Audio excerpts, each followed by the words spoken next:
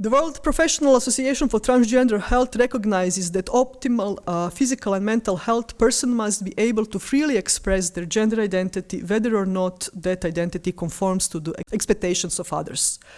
WPATH further recognizes the right of all people to identity documents consistent with their gender identity, including those documents which confer legal gender status. Such documents are essential to the ability of all people to enjoy rights and opportunities equal to those available to others, to access accommodation, education, employment and health care, to travel, to navigate everyday transactions and to enjoy safety.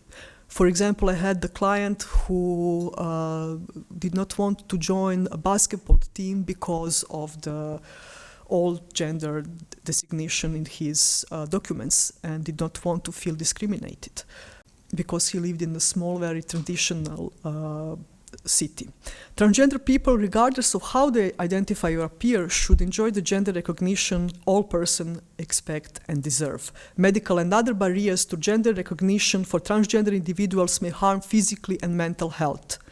We all know that stress impacts our physical, somatic health and reflects in reduced quality of life, well-being, that also then reflects on our social functioning, ability to work, and degradation of economical status. WPATH opposes all medical requirements that act as barriers to those wishing to change legal sex or gender markers on documents. These include requirements for diagnosis, counseling or therapy, puberty blockers, hormones, any form of surgery, including that which involves sterilization, or any other requirements for any form of clinical treatment or letters from doctors.